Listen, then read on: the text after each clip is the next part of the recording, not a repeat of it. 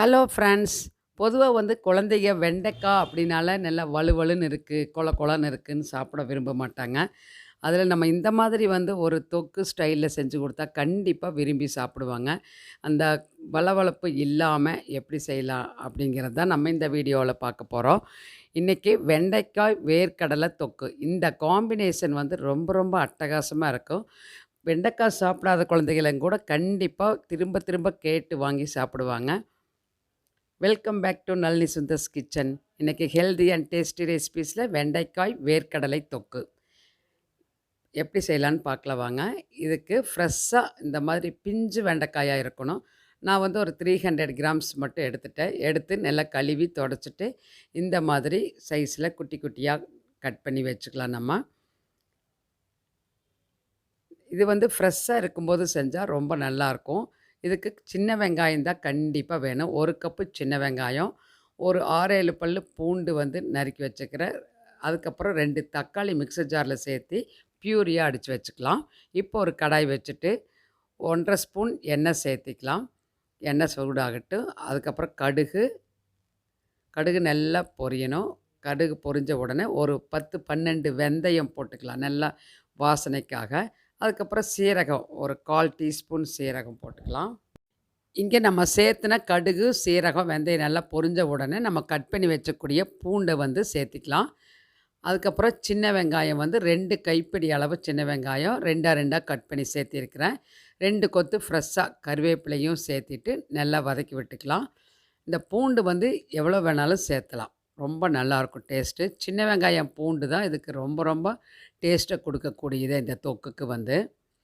நல்லா இந்த அளவுக்கு ரொம்ப வதங்கணும் அவசியம் இல்லை. ஒரு பாதி அளவுக்கு வதங்கினா போதும். அதுக்கப்புறம் நம்ம காய் சேர்த்திருவோம். கட் பண்ணி வச்சக்கூடிய வெண்டைக்காயை சேர்த்து இதோடு சேர்ந்து அந்த வெங்காயம் வதங்கினா கரெக்டாக இருக்கும். இப்போது தயிர் ஒரு குழிக்கரண்டி ஃப்ரெஷ்ஷான தயிர் சேர்த்திக்கோங்க. எதுக்கு தயிர் சேர்த்துறேன் அப்படின்னா, அந்த வளவளப்பு தன்மையை எடுத்துரும் தயிர் சேர்த்துனீங்கன்னா. தேவையான அளவுக்கு உப்பு சேர்த்தியாச்சு. அது மட்டும் இல்லாமல் அந்த கலர் நல்லா க்ரீனிஷாகவே இருக்கும். பச்சை நிறமாகவே இருக்கும். அந்த கலர் ரிட்டைன் பண்ணி கொடுக்கும். அதுக்காகத்தான் நம்ம தயிர் இங்கே சேர்த்துறோம். தயிரும் உப்பும் சேர்த்திட்டு நல்லா மிக்ஸ் பண்ணி விடலாம். பார்த்தாலே உங்களுக்கு தெரியும். நல்லா அந்த அந்த வெண்டைக்காயில இருக்கக்கூடிய ஜெல் எல்லாம் வெளியே வருது. பார்த்தாலே தெரியுதா உங்களுக்கு? அந்த ஜெல்லோடு சாப்பிட்றது தான் நல்லது. ரொம்ப அந்த ஜாயிண்ட்டுக்கெல்லாம் ரொம்ப ரொம்ப நல்லது. ஆனால் குழந்தைங்க கேட்பாங்களா? கேட்க மாட்டாங்க. அந்த வழுவல்னு இருந்தால் உடனே ஒதுக்கி வச்சுருவாங்க. சாப்பிட மாட்டாங்க. இருந்தாலும் நம்ம அவங்களுக்கு இது கொடுத்து பழக்கணும். கொஞ்சம் தயிர் ஊற்றி சேர்த்தி இந்த மாதிரி கலந்து விட்டால் ஒரு 1 நிமிஷத்துலேயே பாருங்கள் அந்த இந்த மாதிரி உதிரி உதிரியாக வந்துடும். அதுக்காக தான் நம்ம தயிர் சேர்த்துறோம். அதே சமயத்தில் அந்த காய் நிறம் மாறாமல் இருக்குது பாருங்கள். சாஃப்டாக குக் ஆயிருச்சு. ஆனாலும் அந்த பச்சை நிறத்துலேயே இருக்குது. அதுக்காக தான் தயிர் சேர்த்தணும். கண்டிப்பாக மிஸ் பண்ணாமல் இந்த மாதிரி ஒரு தடவை செஞ்சு பாருங்கள். இப்போது மஞ்சத்தூள் 1/4 டீஸ்பூன் மஞ்சத்தூள் சேர்த்திக்கலாம். 1/2 டீஸ்பூன் தனி மிளகாத்தூள் சேர்த்திருக்கிறேன். இப்போது வீட்டில் அரைச்ச சாம்பார் தூள் நம்ம தேவையான அளவுக்கு இங்கே சேர்த்திக்கலாம். நான் 1 டேபிள் ஸ்பூன் சேர்த்திருக்கிறேன். பார்த்துட்டு அதுக்கப்புறம் வேணும்னா நீங்கள் இன்னும் கூட கொஞ்சம் சேர்த்திக்கலாம். இந்த காய்க்கு இந்த அளவு போதுங்கிறதுக்காக நான் சேர்த்திக்கிறேன். கொஞ்சம் காரசாரமாக தான் இருக்குது. அதனால் 1 டேபிள் ஸ்பூன் சேர்த்திருக்கிறேன். இதை நல்லா இந்த மசாலா போட்டதுக்கப்புறம் நல்லா மிக்ஸ் ஆகிற மாதிரி கலந்து விட்டாச்சு. இப்போது 2 தக்காளி அடித்து வச்சோம் இல்லைங்களா மிக்ஸர் ஜாரில் பியூரியாக மீடியம் சைஸ் தக்காளி தான். ரொம்ப பெருசாக இருந்தால் ஒரே ஒரு தக்காளி போதும். அதையும் சேர்த்திட்டு நல்லா வதக்கி விட்டுக்கலாம். தனியாக தக்காளி கட் பண்ணி போட்டு செய்கிறது அது ஒரு மாதிரி டேஸ்ட்டாக இருக்கும். இது ஒரு மாதிரி டேஸ்ட்டாக இருக்கும். ரொம்ப நல்லாயிருக்கும் இது இந்த மாதிரி செய்யும்போது.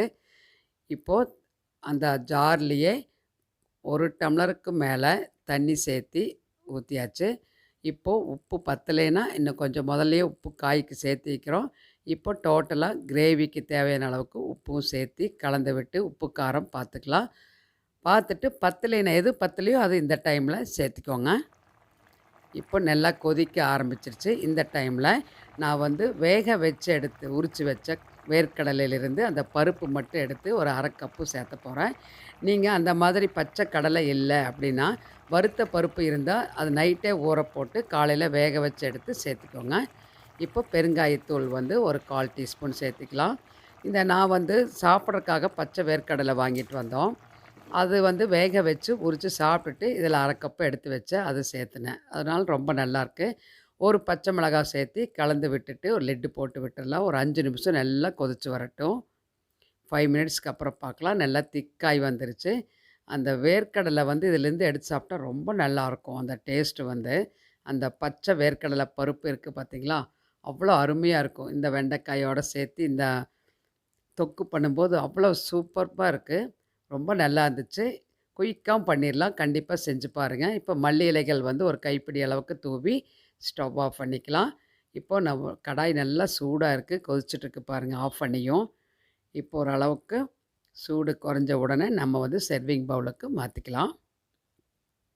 இது வந்து சாதத்தோட சூடான சாதத்தில பெசஞ்சு சாப்பிட்றதுக்கு அவ்வளோ சூப்பர்பா இருக்கும். அதுபோக சைட் டிஷ்ஷாவும் நம்ம வச்சுக்கலாம். தயிர் சாதம், ரசம் சாதத்துக்கு, வெரைட்டி ரைஸ் எல்லாம் சூப்பர்பா இருக்கும். கண்டிப்பா மிஸ் பண்ணாம செஞ்சு பாருங்க. கண்டிப்பா எல்லாத்துக்கும் உங்களுக்கு பிடிச்சிருக்கும்னு நெனைக்கிறேன். அதில இந்த காம்பினேஷன் போட்டேன் பார்த்தீங்களா? பச்சை வேர்க்கடலை பருப்பு வேக வச்சு போட்டிருக்கிறேன் நானு. ரொம்ப நல்லா இருந்துச்சு. மிஸ் பண்ணாம செஞ்சு பாருங்க.